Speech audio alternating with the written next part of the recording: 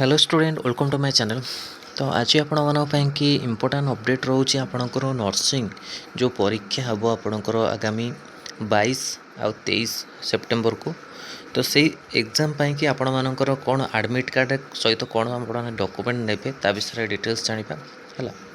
ता पूर्व आउ गोटे इनफॉरमेशन आपको रोचे जोटा कि नेगेटिव मार्किंग को कंट्रोल करेंगे है जहाँ आपको 100% आसूची से आंसर को प्रथमे देवे तापर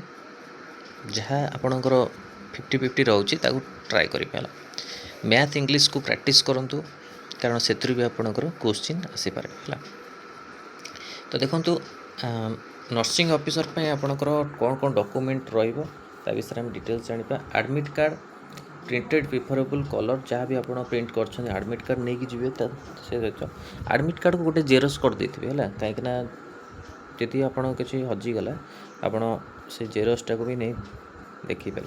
है। दुईटा प्रिंट कर देते भल आपण ओरिजिनल फोटो आईडी प्रूफ जमी रहा आप Aadhaar card voter ID card PAN card ये सबू नहीं कि आपण मैंने एग्जाम हल को गोटे आपण से आलाउ कर गोटे आईडी नहीं भी आप एग्जाम दे पारे है। Original photo ID Aadhaar card जमी रहा आपणकर PAN card voter passport driving licence जहाँ भी अच्छे आप नहीं जी।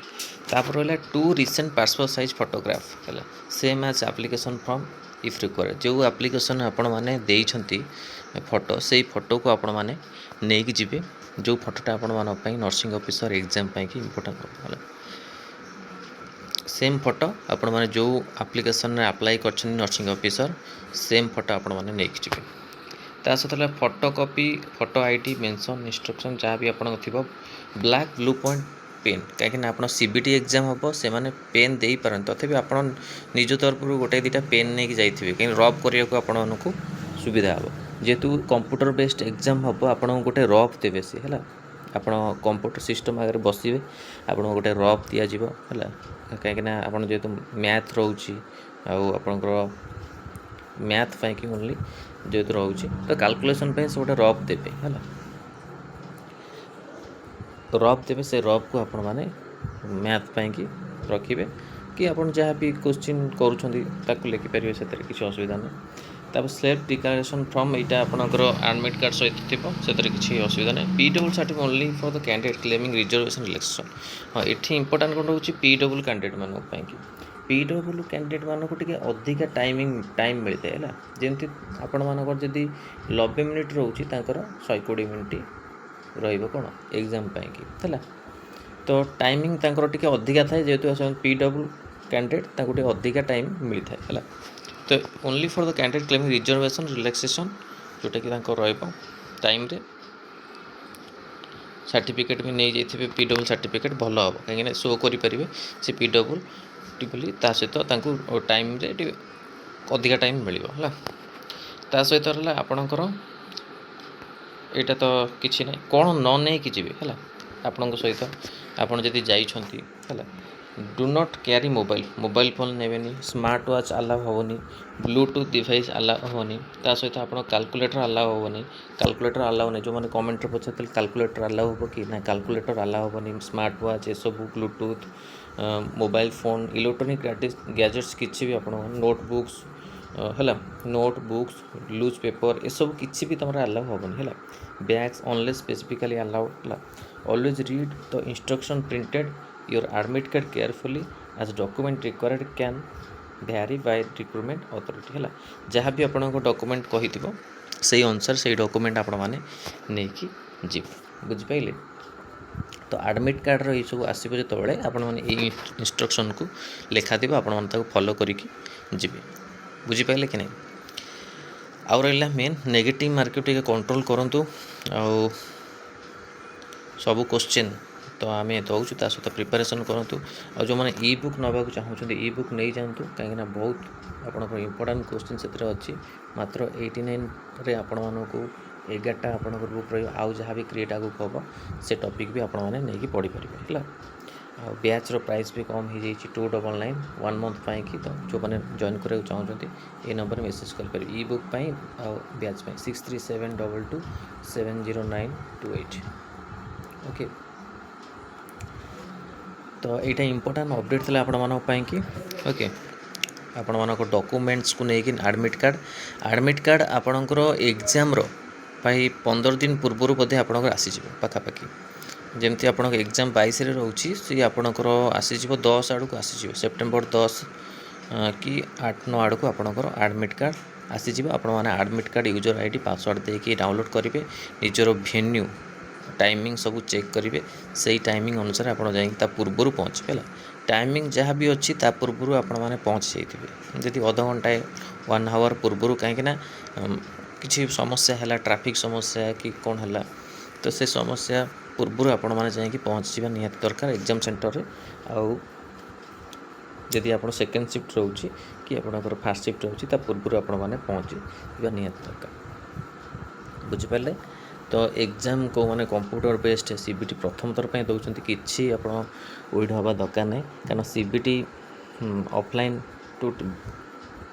माने डिफिकल्टी एत नुह है कहीं सीबीटी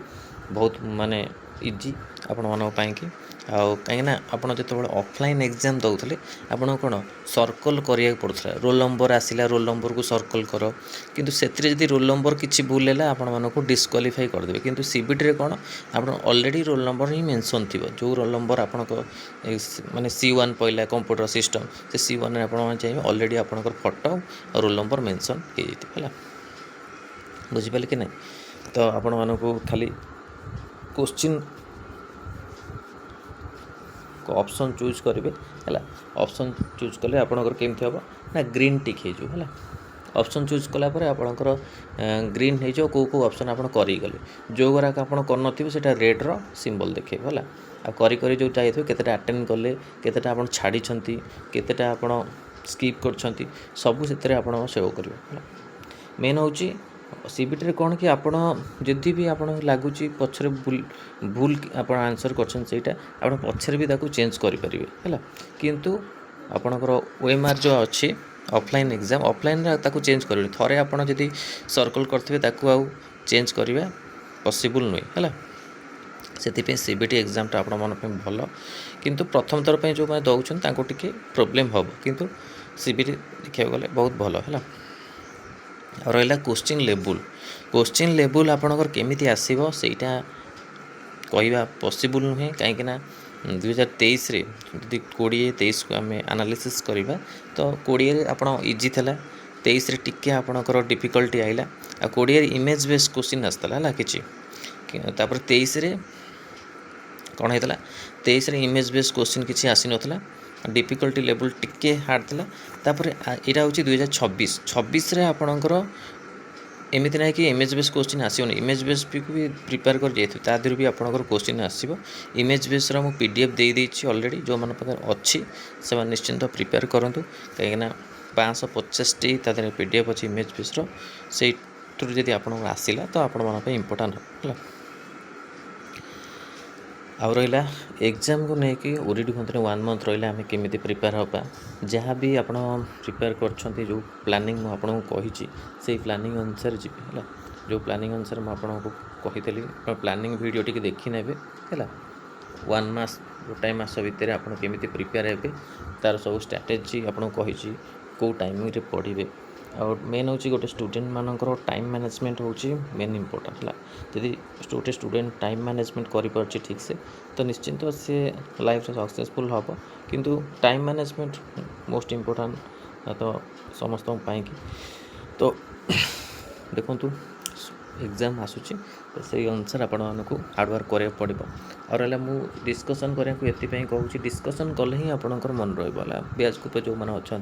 जदि आपण मानक किसी टाइम मिलूँ माने 1 आवर कि